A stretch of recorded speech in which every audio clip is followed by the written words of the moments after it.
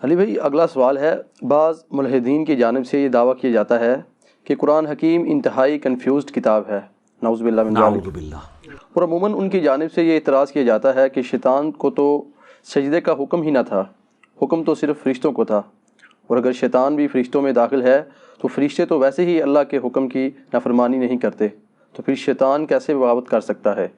قرآن حکیم میں اس واضح تضاد کی کیا جسٹیفیکیشن دی جا سکتی ہے؟ دیکھیں اس طرح کے کئی تضادات آپ کو بظاہر نظر آئیں گے، وہ تضادات نہیں ہوتے. میں نے پہلے بھی بتایا کہ قرآن ایک پوری ڈاکٹرن ہے. اس کو آپ دنیاوی ایک مثال سے سمجھیں.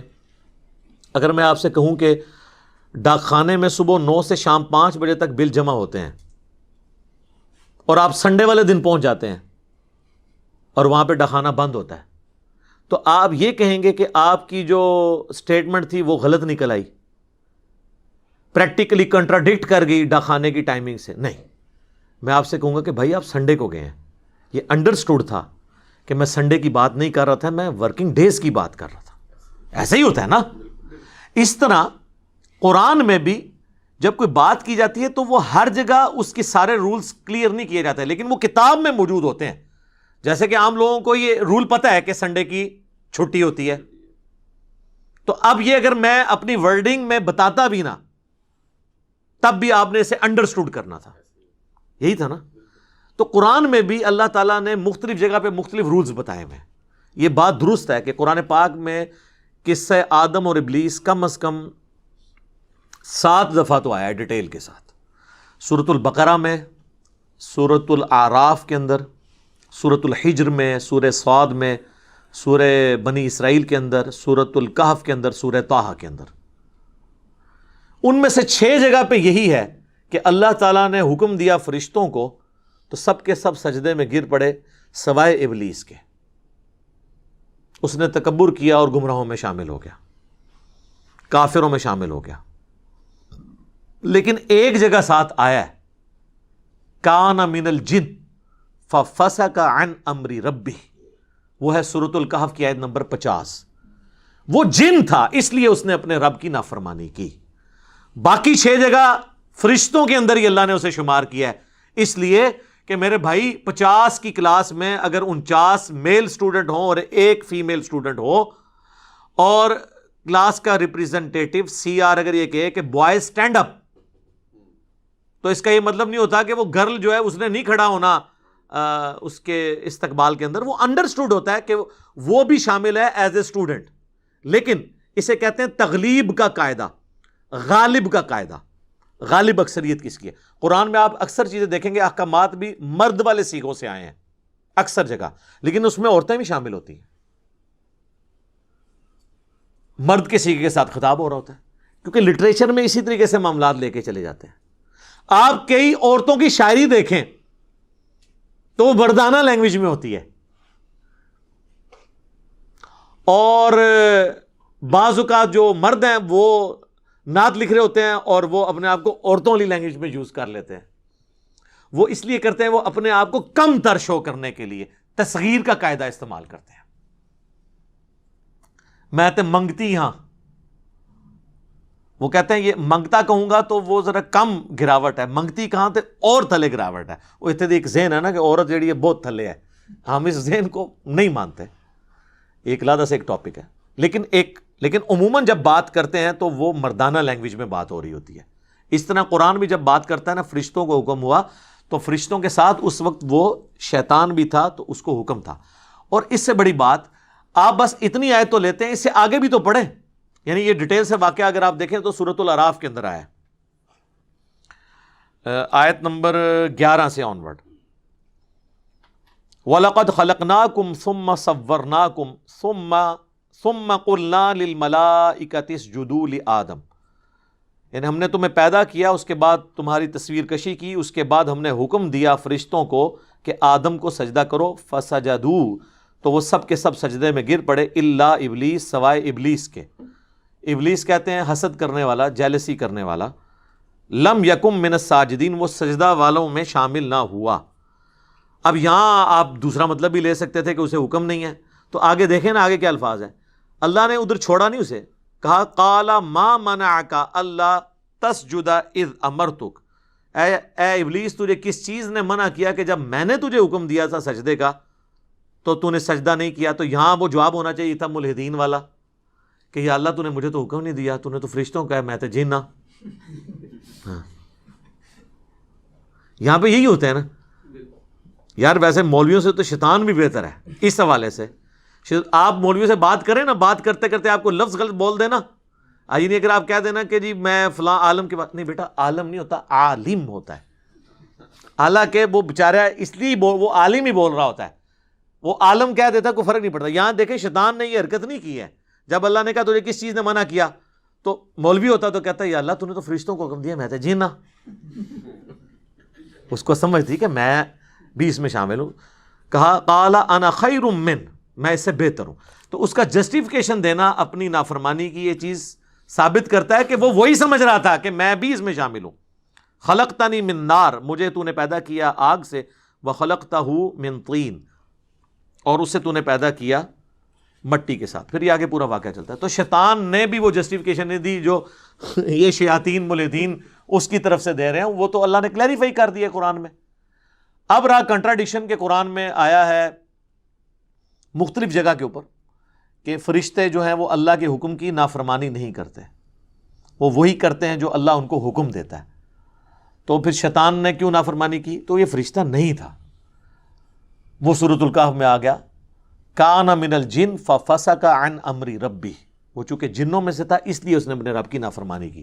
لہذا یہ دونوں سٹیٹمنٹس کو جوڑے تو اینڈ رزلٹ یہ ہے کہ قرآن میں کوئی کنٹراڈکشن نہیں ہے، وہ دونوں باتیں بیک وقت اپنی جگہ پہ درست ہیں۔ فرشتے نافرمانی نہیں کرتے، سارے فرشتوں نے سجدہ کیا۔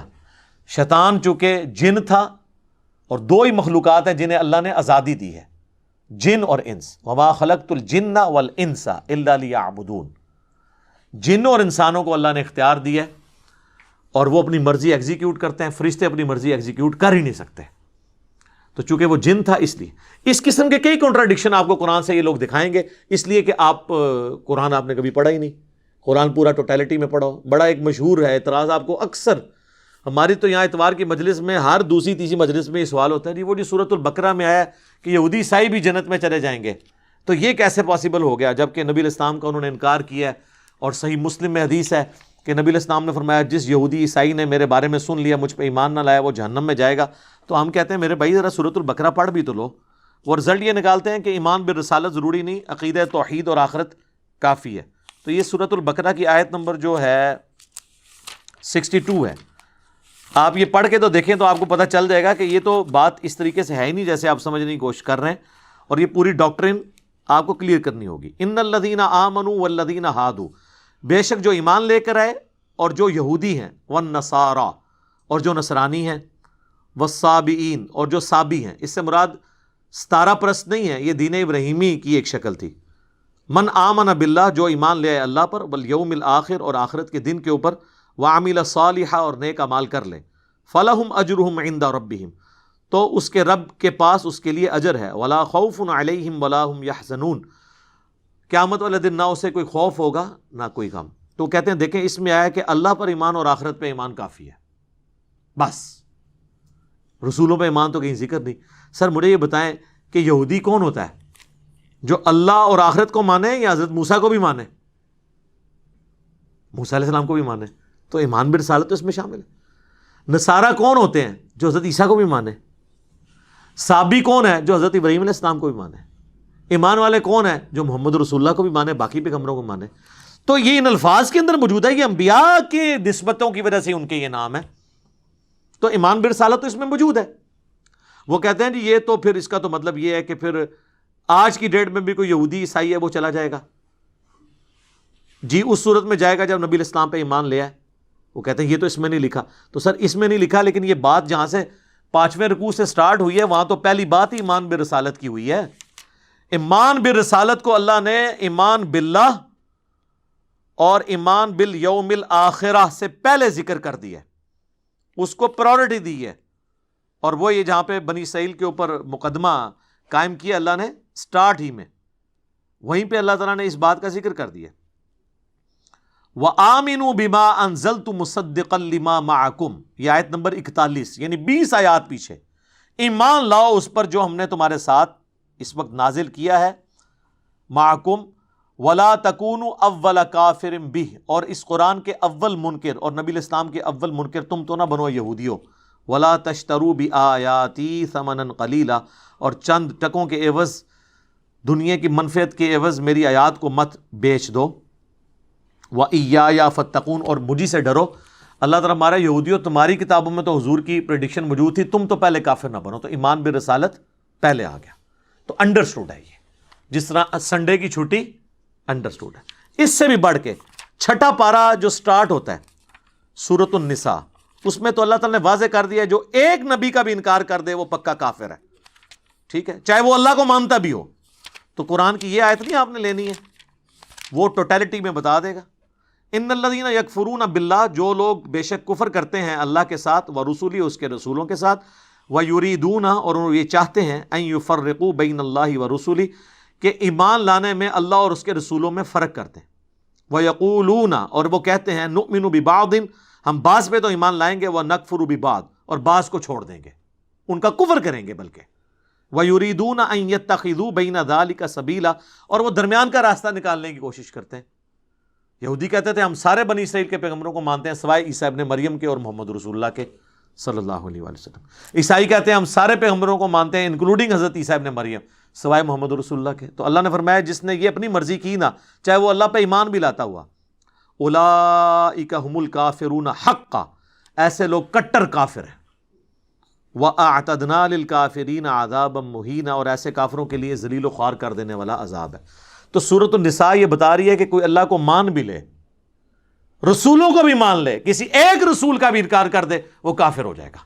اب وہ آیت پڑھیں کہ بے شک جو ایمان لائے، چاہے وہ یہودی ہوئے یا نصرانی ہوئے یا صابی ہوئے، جو اللہ پر اور یوم آخرت پہ ایمان لے آئے، ان کو کوئی خوف اور غم نہیں ہوگا۔ مراد یہ کہ وہ انبیاء کو بھی مانتے ہوں، ٹھیک ہے۔